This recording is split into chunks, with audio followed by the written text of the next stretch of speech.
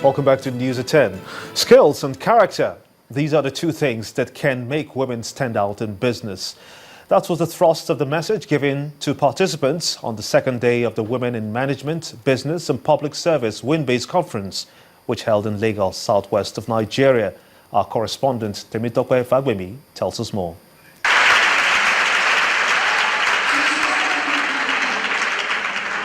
Brilliant, passionate speakers take to the stage to address the audience on the final day of the 14th annual WIMBIZ conference.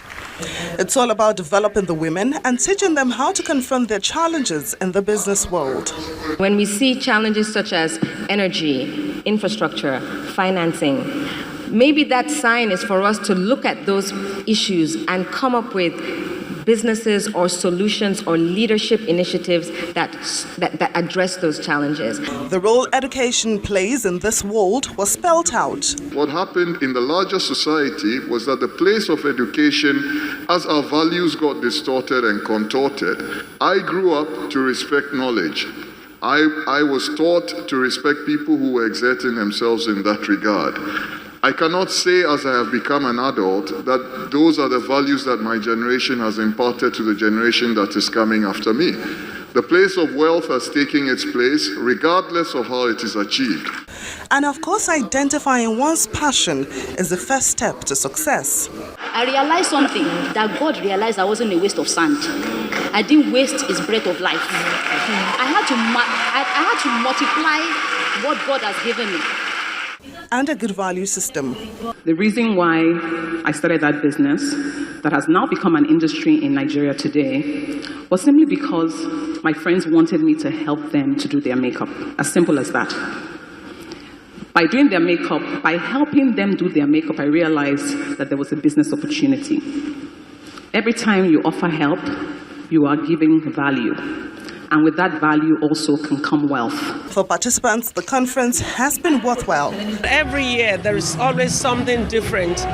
Just when you think it can never get better, it does. Sometimes you're listening to things you know. Sometimes you're getting new insights.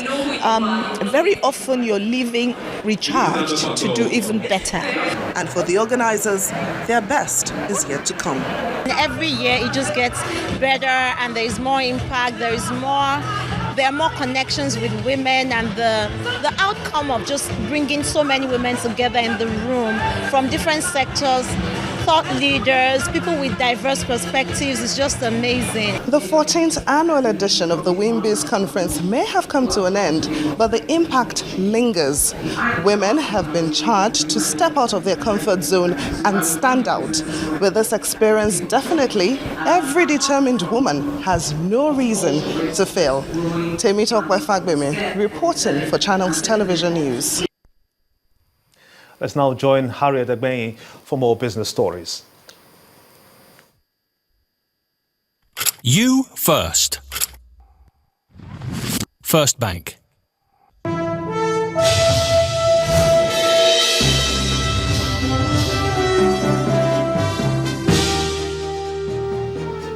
Thank you, Gimba. Welcome to Business News. The governor of Kebbi State, Atiku Bagudu, has described the federal government's initiative of improving the agriculture sector as a milestone in the history of the country. Governor Bagudu was speaking at the launch of the Anchor Borrowers Program. He believes that the 20 billion naira lifeline for small-scale farmers will set the country on a pathway of prosperity. This solemn occasion is an important milestone in the history of Kebbi, as it clearly demonstrates the pride of place the state occupies in the fulfillment of one of the most important campaign promises of Mr. President and our party, namely the revival of agriculture aimed at diversifying the Nigerian economy and ensuring food security and self-sufficiency. Consequently, I wish to specifically thank His Excellency for agreeing that Kebbi shall host the launching pad, shall be the launching pad of one of the most important cardinal objectives of the federal government of Nigeria. Nigeria, like other countries with significant dependence on commodity prices, in particular crude oil, are facing an economic downturn and our only saving grace is a return to agriculture in order to ameliorate the consequences of this decline. In fact, we are lucky. Some other countries do not have the capacity to respond in the way we are able to. Governor of Kebbi State, Atiku Bagudu. Well, the bearish sentiment continued for a second trading day at the Nigerian Bourse as sustained sell-offs drove the all-share index down 0.64% to birth at 28,351.28. Bolaji Akinwale has a summary of the day's session.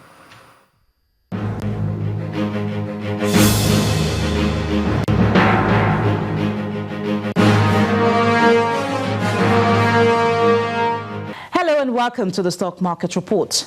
It was another bearish session at the Nigeria equities market as sell pressure continued, pushing key indicators further south. Down 0.64%, the key broad index declined to 28,351.28. Market capitalization also dipped to 9.74 trillion naira.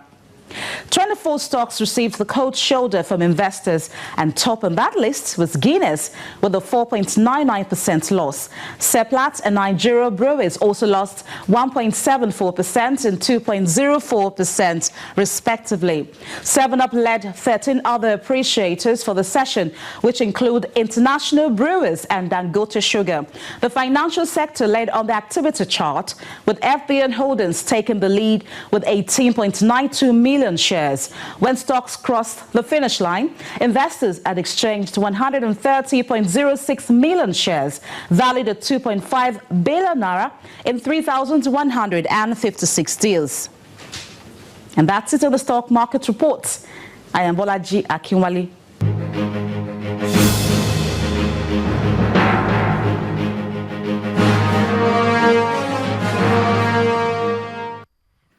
Well, Volkswagen's market share in Europe declined in October, the first full month of sales since the company's emissions cheating scandal became public. The German manufacturer accounted for 25.2% of new car registrations in the region last month, compared with 26.1% a year earlier. The car maker's sales across Europe rose 2.7% to 1.14 million autos, slowing from a 9.8% jump in September as demand at Volkswagen fell 0.8%. Even before Volkswagen's rigging of diesel engine emissions tests came to light in mid-September, the Wolfsburg-based car maker was losing ground in the region to competitors offering a wider range of sport utility vehicles. Volkswagen managed to keep its market share from narrowing further by deepening discounts on vehicles. And that's it on business news, but a quick check on those global markets, and Gimba will be back with the rest of the news at 10.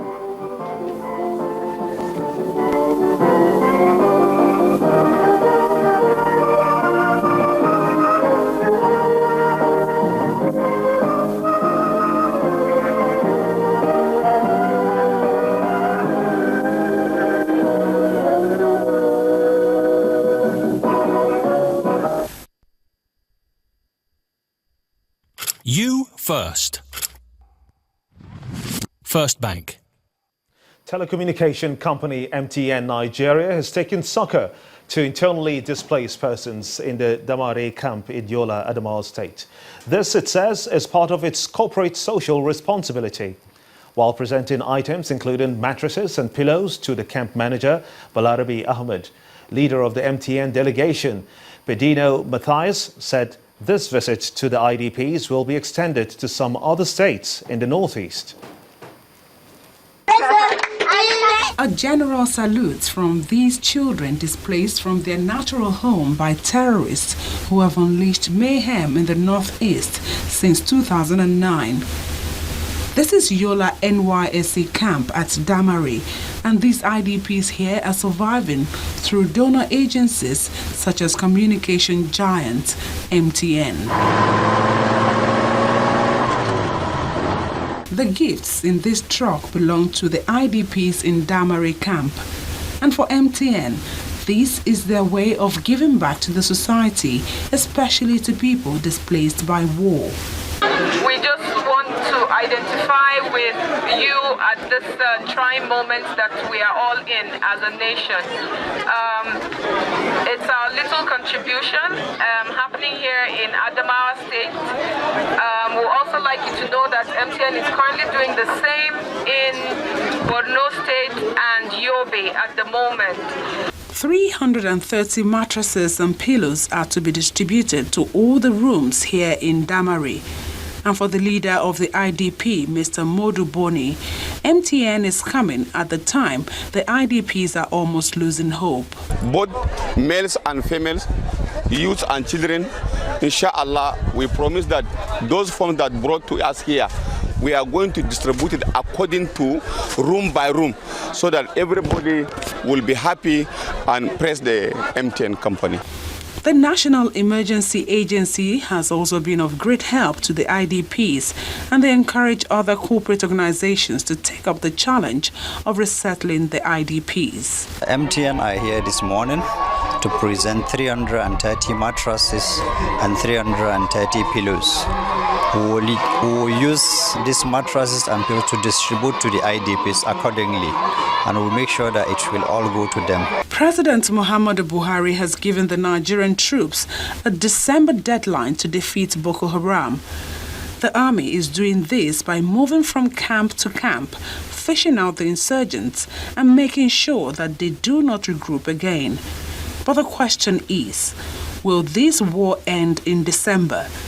The military say they are equal to the task. Dangote Cement brand is offering Nigerians an opportunity to win big in its Mega Millions Dash promo. At a press briefing to announce this in Lagos, the Chief Marketing Officer of Dangote Industries says it only takes 5 cement bags to qualify for the daily and weekly draws, which runs till January 2016. Our correspondent, Oreoluwa Shonibare, reports. How does 300 million naira sound to you? Juicy, no doubt. That's exactly what Dangote Industries is bringing to the doorstep of its current and future customers. So in our effort to touch the lives of people in this regard, we are conscious that we must continuously improve what we're doing. We must continuously scale up our act, and we must continuously work with all our partners to do so. But what is the mechanics of the promotion? The Chief Marketing Officer of Dangote Industry explains. For every single cement bag that we produce at this time, we actually have a token on the top right-hand corner. And what consumers will be expected to do during this time is to cut out that token. Once they cut out the token, they will need to collect 5 of those tokens, right? And 5 tokens allows them to enter, the draw. All they have to do thereafter is to get a piece of paper, doesn't have to be very large, and just give us some key information. Their name, address, phone number, very importantly, because that's going to be the way that we're going to contact them, given how addresses tend to get structured in Nigeria, and a signature. We expect them to put the 5 tokens and their entry slip in an envelope, which they will seal, like they will typically do for most other promotions, and take to a collection center. We're going to have somewhere around 1,000 collection centers pan Nigeria, and we're working in partnership with Access Bank. Dangote Industries is certainly laying a financial foundation for hundreds of Nigerians to build on. Oreoluwa Shonibare, Channels Television News. Still ahead on the news at 10. Nigeria's Super Eagles soar into final qualifying round for the 2018 FIFA World Cup scheduled for Russia. That's on Sports News. Stay with us.